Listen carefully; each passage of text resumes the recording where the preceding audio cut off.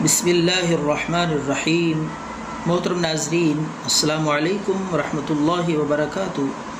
پیش خدمت ہے کھانسی کے لیے، کالی کھانسی ہو، پرانی سے پرانی کھانسی ہو اور آپ علاج کر کر کے تھک چکے ہوں تو انشاءاللہ یہ نسخہ 3 دن استعمال کرنے سے مکمل طور پر آفاقہ انشاءاللہ ہوگا اور کھانسی سے نجات مل جائے گی۔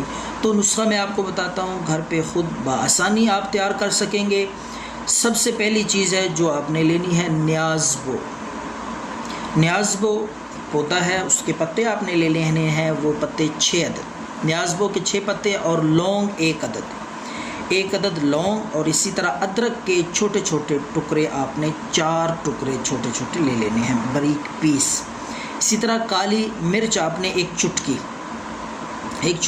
کالی مرچ، اور اس کا پاؤڈر لینا ہے، کالی مرچ کا پاؤڈر، پسی ہوئی گرائنڈ کی ہوئی کالی مرچ، اس کا پاؤڈر 1 چٹکی لے کر آپ نے 1 گلاس پانی میں یہ تمام چیزیں جو چیزیں میں نے بتائی ہیں، نیازبو کے پتے، لونگ، ادرک کے 4 چھوٹے چھوٹے ٹکڑے اور کالی مرچ کا 1 چٹکی پاؤڈر، 1 گلاس پانی میں ڈال کے اچھی طرح ابالیں۔ اس کو اتنا ابالیں کہ پانی آدھا رہ جائے، 1 گلاس پانی ڈالا ہے تو آدھا گلاس رہ جائے۔